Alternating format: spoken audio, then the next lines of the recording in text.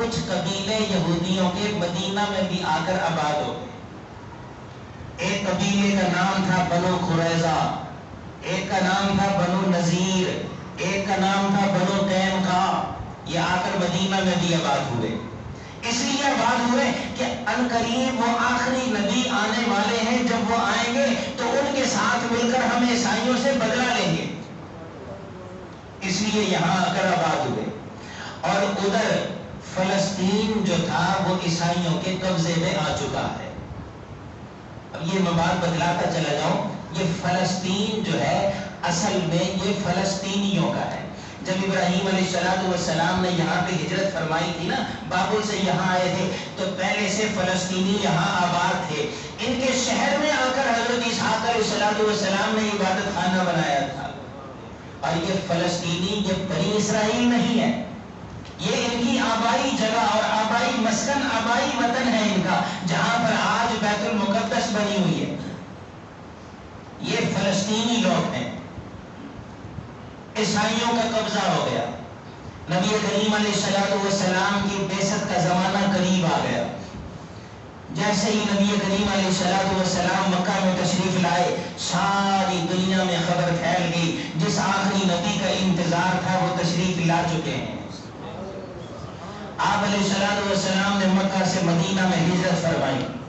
اب جو یہودی حضور کے انتظار میں بیٹھے تھے کہ وہ آئیں گے تو ان کے ساتھ مل کر ہم عیسائیوں سے جنگ کریں گے، یہی یہودی آپ کے آنے کے بعد آپ کے مخالف ہو گئے اور حضور علیہ السلام کے خلاف سازشیں کرنے لگے، اسلام کے خلاف سازشیں کرنے لگے، اور ایسی گھنونی سازشیں کی کہ کبھی نبی کریم علیہ السلام کو خیبر کی قلعے کی دیوار کے پاس بٹھا کر اوپر سے پتھر گرانے کی، آپ کو شہید کرنے کی سازش کی۔ اور انہی یہودیوں کے اندر وہ منافقین پیدا ہوئے جس کا سردار عبداللہ بن ابی منافق تھا۔ یعنی بجائے تابعداری کرنے کے اپنی روش سے باز نہیں آئے، اپنی عادتیں دوبارہ شروع کر دی، اللہ کے نبی کے خلاف اور صحابہ کرام کے خلاف سازشوں کے جال بننا شروع کر دیے۔ بالآخر حضور علیہ السلام نے ان قبیلوں کو، تینوں قبیلوں کو، ایک کو غزوہ بدر کے بعد، دوسرے کو غزوہ احد کے بعد اور تیسرے کو غزوہ احزاب کے بعد مدینہ سے نکال دیا اور فرمان جاری کر دیا، اخرج الیہود والنصارى من جزیرۃ العرب، ان سازشیوں اور شرارتیوں کو پورے جزیرہ عرب سے باہر نکال دیا جائے۔ اور ادھر بیت المقدس میں عیسائیوں کا قبضہ ہے، ان کو مدینہ سے بھی نکال دیا گیا، ان کی شرانگیزیوں کی وجہ سے، ان کے ظلم اور زیادتی کی وجہ سے۔ اب یہ دنیا میں مارے مارے پھر رہے، ان کو کوئی مسکن نہیں مل رہا، ان کو کوئی ٹھکانہ نہیں مل رہا۔ بالآخر حضرت فاروق اعظم رضی اللہ تعالیٰ عنہ کا دور آ گیا۔ یہ اسلام کی سربلندی کا دور تھا۔ حضرت عمر فاروق نے قرب و جوار کے سارے علاقوں کو فتح کر لیا۔ پتہ چلا کہ فلسطین کا علاقہ عیسائیوں کے قبضے میں ہے، یہ جو بیت المقدس ہے اس کے اوپر عیسائیوں کا کنٹرول ہے، لہذا حضرت عمر بن خطاب رضی اللہ تعالیٰ عنہ نے امین الامت حضرت ابو عبیدہ بن جراح کو ایک لشکر دے کر فلسطین کی آزادی کے لیے روانہ کر دیا کہ یہ فلسطین چونکہ حضرت ابراہیم خلیل اللہ کا قبلہ ہے، حضرت ابراہیم خلیل اللہ کا مسکن ہے، اس لیے یہ بھی ابراہیم خلیل اللہ ہمارے باپ ہیں، توحید پرست ہے۔ جس طرح ہم نے بیت اللہ کو مشرکوں سے پاک کیا، بیت المقدس کو بھی ان مشرکوں سے پاک کریں گے، اس لیے کہ بیت المقدس میں صلیب اور عیسائی صلیب کی پوجا کیا کرتے تھے۔ حضرت عمر بن خطاب رضی اللہ تعالیٰ نے لشکر بھیج دیا۔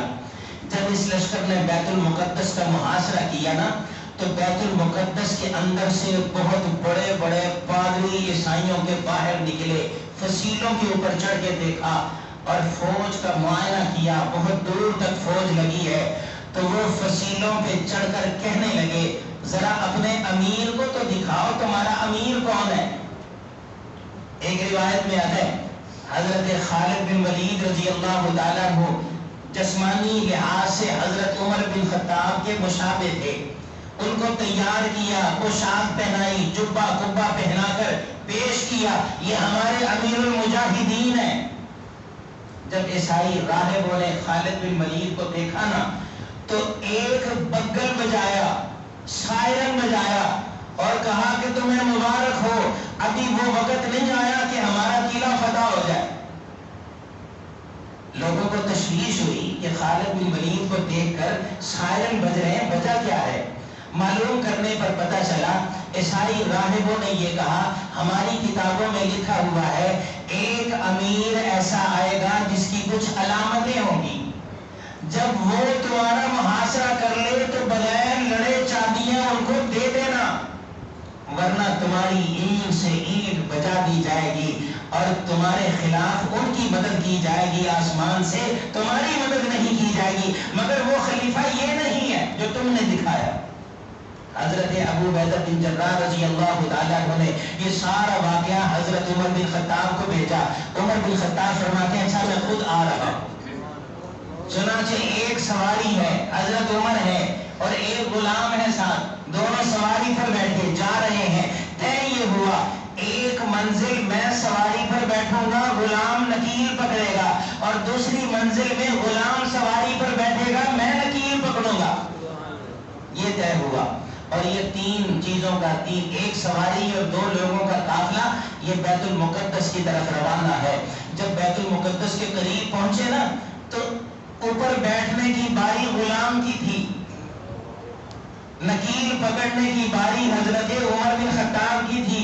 غلام کہنے لگا امیر المومنین یہ تو بہت بری بات ہے کہ لوگ آپ کو امیر المومنین ہے نکیل پکڑتے دیکھیں گے تو برا ہو جائے گا، میرا ستیہ ناش ہو جائے گا، اے امیر المومنین آپ اوپر بیٹھیں۔ فرمایا دیکھو اللہ نے ہمیں اسلام کی وجہ سے عزت دی ہے، ورنہ ہمارے پاس عزت نہیں تھی، اور اگر اسلام کا قانون دیکھو تو عدل اور انصاف یہ اسلام کا قانون ہے، جو ہمارے درمیان طے ہوا تھا عدل یہی ہے، تم اوپر بیٹھو نکیل میں پکڑوں گا۔ حضرت عمر بن خطاب رضی اللہ تعالیٰ عنہ نے غلام کو بٹھایا اور نکیل خود پکڑی ہوئی اور چل رہے ہیں۔ راستے میں جوتا ٹوٹ گیا، ہاتھ میں جوتا پکڑ لیا اور ننگے پاؤں چلنے لگے۔ جب بیت المقدس قریب آیا تو ننگے پاؤں چل رہے ہیں، جوتا ہاتھ میں ہے، اور حضرت عمر بن خطاب کے بائیں کندھے پر قمیض پھٹی ہوئی ہے، جسم سفید نظر آ رہا ہے اور پیوند اور ٹانکے لگے ہوئے ہیں۔ جیسے ہی امیر المومنین کو آتے ہوئے مسلمانوں نے دیکھا نعرہ تکبیر بلند ہوا اور ایک شور برپا ہوا، امیر المومنین آگے۔ وہ تمام عیسائی پادری وہاں سے دوبارہ فصیلوں پر چڑھے اور فصیلوں پر چڑھ کر اپنی کتابیں لے کر آئے، کتابوں میں نشانی دیکھنے لگے۔ جب حضرت عمر بن خطاب کو دیکھا کتابوں میں لکھا تھا جوتا ہاتھ میں ہوگا اس امیر کے جب وہ آ رہا ہوگا، جوتا ہاتھ میں دیکھ لیا، کتابوں میں لکھا تھا کہ اس امیر نے لگام پکڑی ہوگی اور اس کا غلام سواری پر سوار ہوگا۔ دیکھا تو غلام سواری پر سوار ہے، نکیل امیر المومنین نے پکڑی ہے، یہ ہے بادشاہ مسلمانوں کا، ایسا ہوا کرتا ہے۔ ہم نے ان بادشاہوں کو کیا کرنا ہے، یہ تو ان کی جوتیوں کے خاک کے برابر بھی نہیں، ان کی جوتیوں کی خاک تو پھر بھی بڑی عظیم ہوتی ہے، یہ اس قابل بھی نہیں کہ ان کی تعریف کی جائے۔ انہوں نے اپنی کتابوں میں دیکھا ان کے شانے پر پیوند لگے ہوئے ہیں۔ ایک راہب آگے بڑھا، ٹٹول کر وہ نشان اور وہ کانٹے گننے لگا، اس نے دیکھا کہ پورے 11 ہیں، کہنے لگا سبحان اللہ، ہماری کتابوں میں وہ 11 کانٹے لکھے ہیں، ادھر بھی 11 لگے ہیں۔ انہوں نے بھی نعرہ بلند کر دیا اور کہا اے مسلمانوں آج ہم تم سے لڑنے کی طاقت نہیں رکھتے، بغیر لڑے اس بیت المقدس کی چابیاں تمہارے حوالے کیے دیتے ہیں۔ یہ وہ بیت المقدس ہے جو بغیر لڑے مسلمانوں کو فتح ہوئی، اور حضرت عمر بن خطاب رضی اللہ تعالیٰ عنہ نے یہ اعلان عام کر دیا بیت المقدس میں آج کے بعد مسلمانوں کا کنٹرول ہوگا۔ یہ فیصلہ ہوا، پوری دنیا نے تسلیم کیا، یہ بغیر لڑے یہ فتح ہوا، یہ قیامت تک مسلمانوں کے قبضے اور کنٹرول میں رہے گا، اور ہر کسی کو یہاں پر آنے کی اجازت ضرور ملے گی، مگر یہاں پر رہ کر اس بیت المقدس کا کنٹرول سنبھالنے کی کسی قوم کو بھی اجازت نہیں ملے گی، نہ یہودیوں کو نہ عیسائیوں کو۔ उस वक़्त से लेकर तुर्किया दौरे सल्तनत तक इसी पर अमल होता रहा। बिलाखिर हजरत फारूक आज़म रज़ी अल्लाह तआला अन्हु ने चूंकि हर कौम को वहां पर आने जाने की इजाजत दे दी थी और फलस्तीन के मुसलमानों को बैतुल मुक़द्दस का कंट्रोल अता कर दिया था, ये एक मुआहिदा तय हुआ था। वो मुआहिदा क़यामत तक के लिए था, वो एक दो दिन के लिए नहीं था, क़यामत तक के लिए। आज भी वही मुआहिदा है कि बैतुल मुक़द्दस मुसलमानों के कंट्रोल और कब्जे में रहेगी और कोई ईसाई और यहूदी उसके ऊपर अपना हुक्म नहीं चला सकेगा। बिलाखिर ऐसा हुआ, यहूदियों ने आहिस्ता आहिस्ता वहां पर मकानात खरीदना शुरू कर दिए, जगह लेना शुरू कर दी और आबादकारियां बढ़ानी शुरू कर दी। इनकी फितरत में शामिल है, जब इकट्ठे होते हैं तो जुल्म और ज्यादती करते हैं, जब बिखर जाते हैं तो फिर मजलूम बनकर दुनिया में रहते हैं। जब यहाँ पर इकट्ठे होना शुरू हुए तो मुसलमान इनसे परेशान होना शुरू हुए, इन्होंने वही अपनी हरकतें, वही जुल्म, वही ज्यादतियां शुरू कर दी। बिल आखिर तारिक बिन जियाद के जमाने में ईसाइयों के साथ जो जंग हुई अस्पानिया में, यहूदियों ने मुसलमानों की मदद की और अस्पानिया का कंट्रोल संभाल दिया। वहां आकर इन यहूदियों ने ईसाइयों में दो फिरके बना दिए, जैसे मुसलमानों में दो फिरके बना दिए, शिया और सुन्नी फिरका। ये यहूदियों की पैदावार है। हजरत उस्मान गनी रजी अल्लाह तआला अन्हु के ज़माने में यहूदियों ने मुसलमानों के अंदर, जब इनको मदीना से निकाल दिया गया, अर्ज़ हरम से निकाल दिया गया, तो हजरत उस्मान गनी के ज़माने में इन यहूदियों में एक अब्दुल्ला बिन सबा यहूदी आया और उसने मुसलमानों में दो फिरके बना दिए और ये आग भड़का दी कि देखो अबू बकर भी कुरैशी, उमर भी कुरैशी, ये उस्मान तो बनु उमैया का रहने वाला है, बनु उमैया के खानदान का है, ये कैसे तुम्हारे ऊपर हुक्मरानी कर सकता है। यहाँ पर ऐसी जंग छिड़ी कि 5 साल तक मुसलमान खून रेजी करते रहे, एक दूसरे का खून बहाते रहे और वहां से ये दो फिरके पैदा हुए, सुन्नी और शिया फिरका। आज तक ये यहूदियों के फिरके दुनिया के अंदर मौजूद हैं। अस्पानिया में यहूदियों ने ईसाइयों के अंदर दो फिरके बनाए, एक कैथोलिक, एक प्रोटेस्टेंट। ये दो फिरके यहूदियों ने ईसाइयों में बना दिए। जैसे ही ईसाइयों में जंग छिड़ी उन दो फिरकों में, तो अल्लाह ने अजाब के तौर पर हिटलर को भेज दिया। हिटलर ने दुनिया से यहूदियों को मुकाने और खत्म करने का अज़म कर लिया। बिलाखिर लाखों यहूदी मार दिए गए, चंद एक बचे, पूरी दुनिया खड़ी हो गई नस्ल कशी न करना, इनकी नस्ल को बाकी रखना है। उसने चंद यहूदी इसलिए छोड़ दिए कि अनकरीब तुम्हें पता चल जाएगा कि जो मैं कर रहा हूं वो ठीक कर रहा। यहूदियों ने सफारती ताल्लुकात कायम कर लिए और अक़वाम आलम से वो खुतूत लेकर अपने लिए एक जगह नामजद करने की दरखास्त की कि हमारे लिए एक जगह मुतय्यन कर दी जाए कि जहां पर हम आबाद हों। तो अमेरिका, बरतानिया और जापान, जर्मन, इन सब ने मिलकर इसराइल का रकबा इनको दे दिया कि वहां पर तुम आबाद हो सकते हो।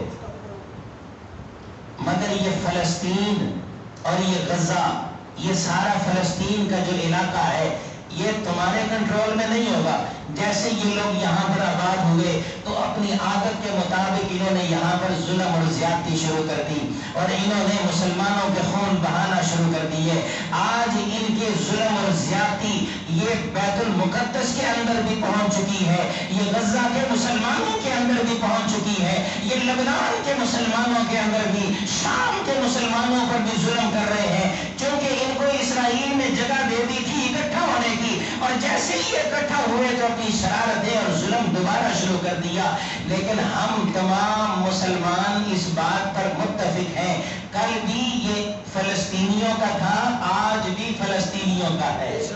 बैतुल मुक़द्दस कल भी मुसलमानों के कंट्रोल में था, आज भी इस्लाम के कब्जे में है और क़यामत तक ये इस्लाम के कंट्रोल में रहेगा। और कोई यहूदी मैली आंख इसकी तरफ उठा के देखेगा تو جیسے اللہ نے پہلے یہودیوں کو مار ماری، آج اللہ حماس کے ذریعے ان کو مار مارے گے، اور ہم ہر اعتبار سے اس مجاہدین کی تنظیم کا ساتھ دیں گے، سیاسی لحاظ سے بھی، مذہبی لحاظ سے بھی، ملکی لحاظ سے بھی۔ ہمارے حکمران آواز نہیں اٹھائیں گے، اس لیے کہ جو یہودیوں سے پیسے لے کر پلتا ہو، جو یہودیوں سے قرضہ لے کر چلتا ہو، وہ کبھی بھی یہودیوں کے خلاف آواز نہیں اٹھا سکتا۔ لیکن ہم نے نہ یہودیوں سے کبھی قرضہ لیا، نہ یہودیوں کے پیسے پر ہم پلنے والے ہیں۔ پوری دنیا کے مسلمان اس کے خلاف آواز اٹھاتے ہیں کہ اسرائیل کو دنیا سے فنا ہونا چاہیے، یہ یہودی دنیا میں نہیں رہنا چاہیے۔ آج اگر حماس ایک ایسا مجاہد بن کے کھڑا ہوا ہے تو ہم دعا بھی کرتے ہیں، اللہ ان مجاہدین کا ساتھ دینا، ان کی مدد کرنا، ان کی حمایت کرنا، اور اسرائیل کو تباہ و برباد کرنے میں ہم اپنے شب و روز ان کے لیے ہاتھ اٹھا کر دعا بھی کریں گے، اور ہم اپنی مالی معاونت بھی کریں گے۔ اگر ہمارے تو یہ جگ پہنچی تو ہم انشاءاللہ یہودیوں کا ایسا گلا کما کریں گے کہ یہودیوں کو صفائے ہستی سے مٹا کر ڈال دیں گے، اور امام مہدی کو یہ ثابت کر دیں گے کہ ہم اس جنگ میں آپ کے ساتھ شانہ بہ شانہ شہید ہوئے۔ اللہ سے دعا ہے اللہ ہمارے اس جذبہ ایمان کو قبول